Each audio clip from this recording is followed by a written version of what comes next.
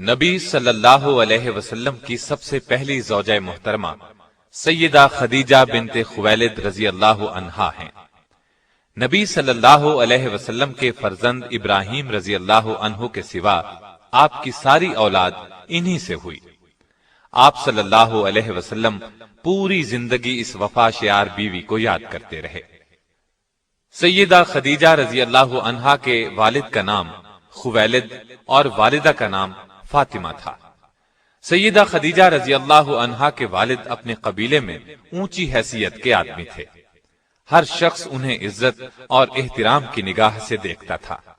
مکے میں رہائش اختیار کی، وہیں فاطمہ بنت زائدہ سے شادی کی۔ ان کے بطن سے اللہ تعالیٰ نے وہ بیٹی عطا کی جو امت مسلمہ کی پہلی ام المؤمنین بنی۔ سیدہ خدیجہ رضی اللہ عنہا عام الفیل سے 15 سال پہلے پیدا ہوئیں۔ اس طرح آپ نبی صلی اللہ علیہ وسلم سے قریباً 15 سال پہلے اس دنیا میں تشریف لائیں۔ رسول اللہ صلی اللہ علیہ وسلم سے پہلے آپ رضی اللہ عنہا کے 2 نکاح ہوئے۔ پہلے خاوند کا نام عتیق بن عابد مخزومی تھا۔ ان سے آپ کے ہاں ایک بچی ہند پیدا ہوئی۔ دوسرا نکاح ابو حالہ ہند بن نباش سے ہوا۔ ان سے آپ کے ہاں 2 بچے ہند اور حالہ پیدا ہوئے۔ بعض مورخین نے لکھا ہے کہ پہلا نکاح ابو حالہ سے ہوا تھا۔ عام الفیل سے 20 سال بعد فجار کی جنگ چھڑ گئی۔ اس میں خدیجہ رضی اللہ عنہا کے والد اور شوہر لڑائی کے لیے نکلے اور مارے گئے۔ آپ رضی اللہ عنہا کے خاندان کا پیشہ تجارت تھا۔ باپ اور شوہر کی موت کی وجہ سے تجارت کا بوجھ آپ پر آ پڑا، لیکن عرب معاشرے میں عورت کے لیے تجارت کا پیشہ بہت مشکل کام تھا۔ چنانچہ سیدہ خدیجہ اپنے رشتہ داروں کے ذریعے سے یہ کام لیتی تھیں۔ انہیں مال تجارت دے کر دوسرے ملکوں کی طرف روانہ کرتی۔ رشتہ داروں کو اس کام کا باقاعدہ معاوضہ دیا جاتا۔ اس زمانے میں رسول اللہ صلی اللہ علیہ وسلم بکریاں چرایا کرتے تھے۔ آپ لوگوں میں صادق اور امین مشہور ہو چکے تھے۔ آپ کی دیانتداری کی شہرت مکے میں چاروں طرف پھیل چکی تھی۔ یہ شہرت سیدہ خدیجہ رضی اللہ عنہا کو بھی پہنچی تو انہوں نے پیغام بھیجا کہ آپ میرا سامان تجارت لے کر جائیں۔ جو معاوضہ میں دوسروں کو دیتی ہوں اس سے 2 گنا دوں گی۔ رسول اللہ صلی اللہ علیہ وسلم نے پیشکش کو قبول فرما لیا۔ آپ کا یہ سفر تجارت انتہائی کامیاب رہا۔ چنانچہ تجارت کے اس سفر کے 2 ماہ 25 دن بعد خود سیدہ خدیجہ رضی اللہ عنہا نے نکاح کا پیغام بھجوایا۔ نبی صلی اللہ علیہ وسلم نے اپنے چچا کے مشورے سے اس پیغام کو قبول کر لیا۔ سیدہ خدیجہ رضی اللہ عنہا نہایت سمجھدار اور شریف خاتون تھیں۔ اللہ تعالی نے مال و دولت سے بھی نوازا تھا۔ اپنے قبیلے میں باعزت تھیں، اس لیے ہر شخص ان سے نکاح کا خواہش مند تھا، لیکن قدرت نے انہیں اپنے نبی صلی اللہ علیہ وسلم کے لیے منتخب کر لیا تھا۔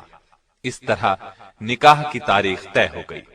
مقررہ تاریخ کو آپ اپنے چچا ابو طالب، سیدنا حمزہ اور خاندان کے دوسرے لوگوں کے ساتھ سیدہ خدیجہ کے گھر تشریف لائے۔ ابو طالب نے نکاح کا خطبہ پڑھا۔ 12.5 اوقیہ حق مہر مقرر ہوا۔ یہ 500 طلائی درہم کے برابر تھا۔ اس طرح سیدہ خدیجہ رضی اللہ عنہا کو پہلی ام المؤمنین بننے کا شرف حاصل ہوا۔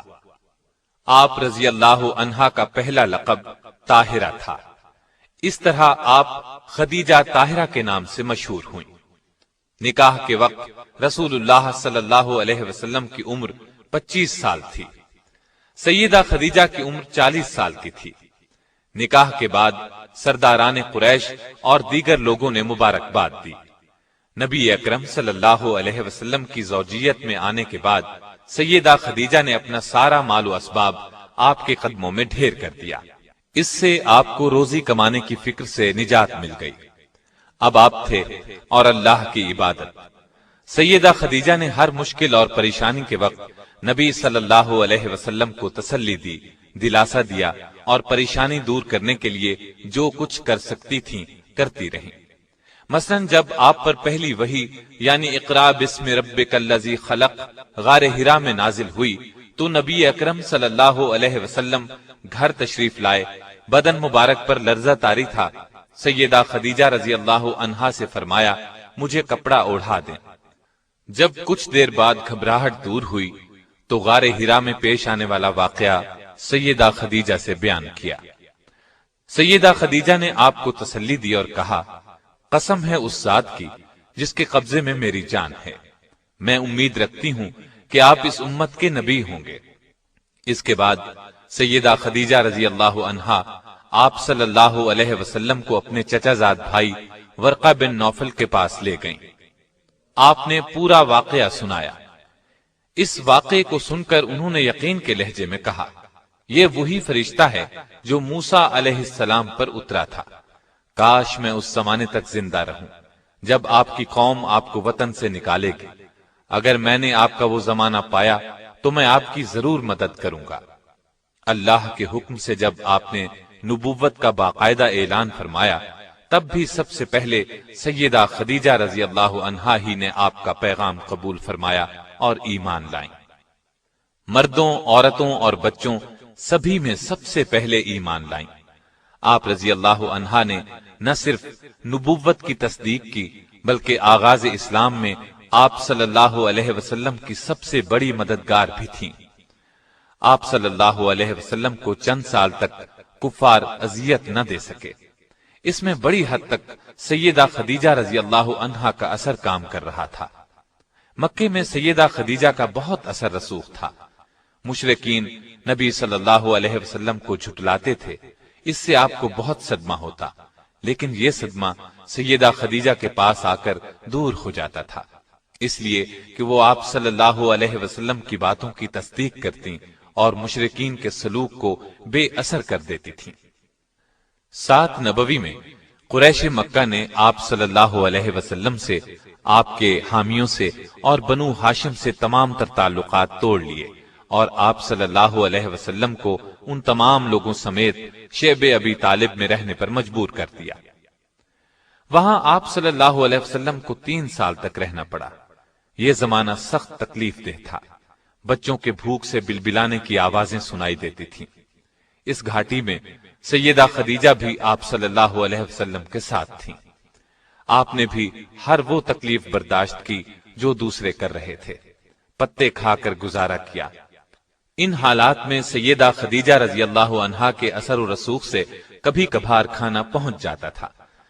آخر کار قریش کے آپس کے اختلاف کی وجہ سے 3 سال بعد 10 نبوی میں اس مصیبت کا خاتمہ ہوا، یعنی ہجرت سے 3 سال پہلے وہاں سے نکلے۔ نبی اکرم صلی اللہ علیہ وسلم کے ساتھ سیدہ خدیجہ نے بھی اس سخت تکلیف دہ ماحول سے نجات پائی، لیکن مسلسل تکالیف کی وجہ سے ان کی صحت بہت خراب ہو گئی تھی۔ آخر کار رمضان 10 نبوی میں اس دار فانی سے دار آخرت کی طرف انتقال فرما گئیں۔ انا للہ و انا الیہ راجعون۔ وفات کے وقت آپ رضی اللہ عنہا کی عمر 64 سال 6 ماہ تھی۔ اس وقت تک شریعت میں نماز جنازہ کا حکم نہیں تھا، اس لیے آپ رضی اللہ عنہا کو اسی طرح دفن کر دیا گیا۔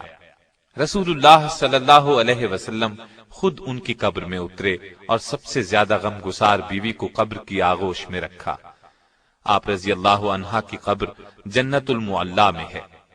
آپ کی وفات کے سال کو عام الحزن قرار دیا گیا۔ بخاری اور مسلم کی ایک حدیث ہے کہ ایک مرتبہ جبریل علیہ السلام نے نبی علیہ السلام سے عرض کیا، سیدہ خدیجہ رضی اللہ عنہا آپ کے پاس برتن میں کھانے کی کوئی چیز لا رہی ہیں، جب وہ آئیں تو انہیں اللہ تعالیٰ کا اور میرا سلام کہہ دیجیے گا۔ نسائی کی ایک روایت کے الفاظ یوں ہیں، جبریل بارگاہ نبوت میں حاضر ہوئے اور کہا، حق تعالی شانہ سیدہ خدیجہ کو سلام کہتے ہیں۔ سیدہ نے یہ سن کر فرمایا کہ حق تعالی خود سلام یعنی سراپا سلامتی ہے، اور جبریل پر بھی سلامتی ہو، اور آپ صلی اللہ علیہ وسلم پر بھی سلام اور اللہ کی رحمت ہو۔ سیدہ خدیجہ کی ایک اور بڑی فضیلت یہ ہے کہ ان کی زندگی میں رسول اللہ نے کوئی دوسری شادی نہیں کی۔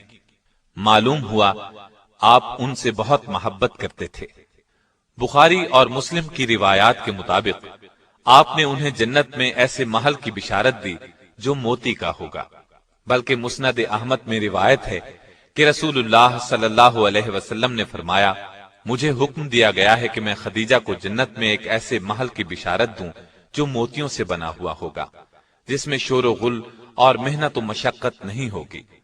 سیدہ خدیجہ کی وفات کے بعد آپ صلی اللہ علیہ وسلم اکثر انہیں یاد کرتے اور تعریف فرماتے تھے۔ نبی صلی اللہ علیہ وسلم سیدہ کی زندگی میں ان کی سہیلیوں سے اچھا سلوک فرماتے تھے اور انتقال کے بعد بھی ان سے اچھا سلوک کرتے رہے۔ جب کوئی چیز آتی تو آپ اس میں سے کچھ حصہ الگ کرتے اور فرماتے، یہ خدیجہ کی فلاں سہیلی کو دے آؤ۔ نسائی اور مسند احمد کی روایت کے الفاظ یہ ہیں کہ نبی صلی اللہ علیہ وسلم نے فرمایا، جنت کی عورتوں میں سب سے افضل یہ 4 عورتیں ہیں: خدیجہ بنت خویلد، فاطمہ بنت محمد، مریم بنت عمران اور آسیہ جو فرعون کی بیوی تھی۔ سیدہ کی اس خصوصیت میں کوئی دوسری ام المؤمنین شریک نہیں ہوئی۔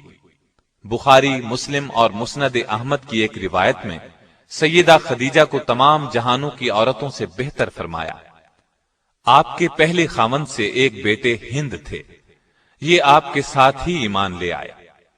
انہی کی نسبت سے آپ رضی اللہ عنہا کی کنیت ام ہند تھی۔ رسول اللہ صلی اللہ علیہ وسلم سے سیدہ خدیجہ کے ہاں 6 بچے ہوئے، 2 صاحبزادے جو بچپن میں فوت ہو گئے اور 4 صاحبزادیاں۔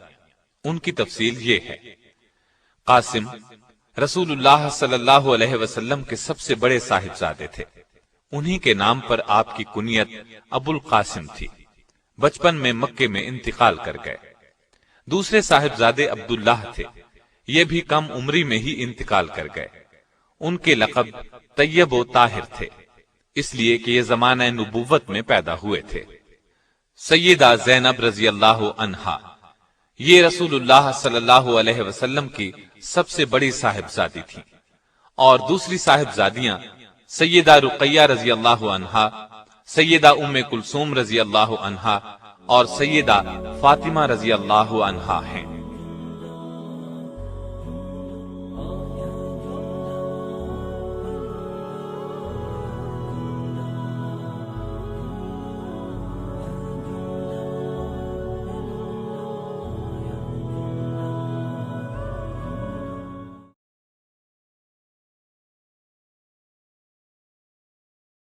اب دوسری ام المومنین سیدہ سودا بنت زمعہ رضی اللہ عنہا کے حالات و واقعات سنیں۔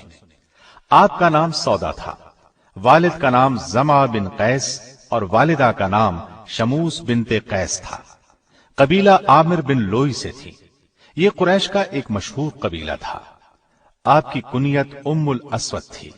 نبی اکرم صلی اللہ علیہ وسلم کے عقد میں آنے سے پہلے سکران بن عمر عامری کے نکاح میں تھی۔ سکران ان کے والد کے چچا زاد بھائی تھے۔ ابتدا ہی میں مسلمان ہوئی۔ ان کے شوہر نے بھی اسلام قبول کیا۔ حبشہ کی پہلی ہجرت کے وقت بھی دونوں مکے میں رہ کر کفار کی سختیاں برداشت کرتے رہے۔ کفار کا ظلم حد سے بڑھا تو حبشہ کی طرف دوسری ہجرت میں یہ دونوں بھی شریک تھے۔ کئی برس گزرنے پر جب یہ مکہ آئے تو سکران انتقال کر گئے۔ سکران کے انتقال کے بعد رسول اللہ صلی اللہ علیہ وسلم نے ان سے نکاح فرمایا۔ سیدہ خدیجہ رضی اللہ عنہا کے بعد آپ صلی اللہ علیہ وسلم نے دوسرا نکاح انہی سے کیا، اور یہ ایسے ہوا کہ سیدہ خدیجہ کی وفات کے بعد آپ بہت غمگین تھے، اس لیے کہ وہ ہر مشکل میں آپ کی غمگسار تھیں۔ آپ صلی اللہ علیہ وسلم کی حالت دیکھ کر عثمان بن مظعون رضی اللہ عنہ کی اہلیہ سیدہ خولہ بنت حکیم رضی اللہ عنہا نے آپ کی خدمت میں حاضر ہو کر عرض کیا، اے اللہ کے رسول صلی اللہ علیہ وسلم، کیا آپ کو ایک مونس اور غمگسار ساتھی کی ضرورت ہے؟ آپ نے فرمایا ہاں۔ اس پر وہ سیدہ سودا رضی اللہ عنہا اور ان کے والد کے پاس گئیں اور ان سے کہا، اللہ تعالیٰ نے آپ پر خیر و برکت کے دروازے کھول دیے ہیں۔ انہوں نے پوچھا وہ کیسے؟ سیدہ خولہ نے کہا، مجھے رسول اللہ صلی اللہ علیہ وسلم نے آپ کی طرف بھیجا ہے، میں آپ صلی اللہ علیہ وسلم کی طرف سے شادی کا پیغام لائی ہوں۔ سیدہ سودا رضی اللہ عنہا نے فرمایا مجھے منظور ہے، لیکن آپ میرے والد سے بات کر لیں۔ جب ان سے بات ہوئی تو انہوں نے بھی کوئی اعتراض نہ کیا۔ اس طرح یہ نکاح ہوا۔ 400 درہم حق مہر مقرر ہوا۔ یہاں میں یہ وضاحت کر دوں، بعض علماء نے لکھا ہے کہ سیدہ سودا سے پہلے آپ صلی اللہ علیہ وسلم نے سیدہ عائشہ رضی اللہ عنہا سے نکاح کیا تھا۔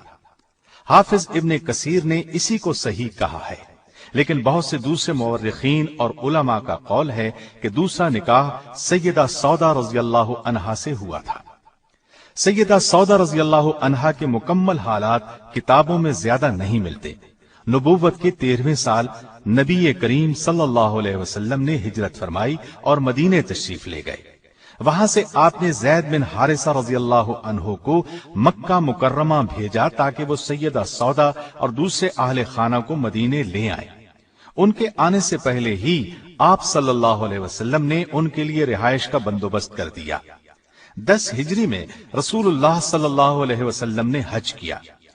اس موقع پر سیدہ سودا رضی اللہ عنہا بھی ساتھ تھیں۔ سیدہ چونکہ قدرے بھاری بھرکم تھیں، آہستہ چلتی تھیں، اس لیے انہوں نے نبی کریم صلی اللہ علیہ وسلم سے اجازت چاہی کہ انہیں مزدلفہ کی طرف پہلے روانہ ہونے کی اجازت دی جائے۔ آپ صلی اللہ علیہ وسلم نے اجازت دے دی، چنانچہ وہ سب لوگوں سے پہلے ہی مزدلفہ روانہ ہو گئیں۔ انہیں بھیڑ میں چلنے سے تکلیف ہوتی تھی۔ ایک مرتبہ ازواج مطہرات بارگاہ رسالت میں بیٹھی تھیں۔ ایسے میں کسی نے پوچھا، اے اللہ کے رسول صلی اللہ علیہ وسلم، ہم میں سے سب سے پہلے کون مرے گا؟ آپ صلی اللہ علیہ وسلم نے فرمایا، جس کے ہاتھ لمبے ہوں گے۔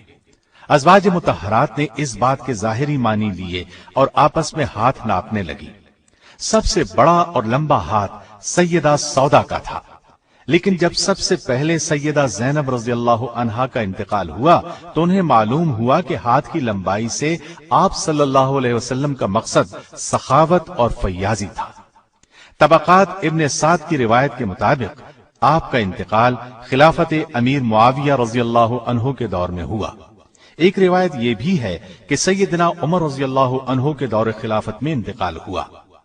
آپ کے ہاں آپ کے پہلے خاوند سکران سے ایک فرزند پیدا ہوئے تھے، ان کا نام عبد الرحمن تھا۔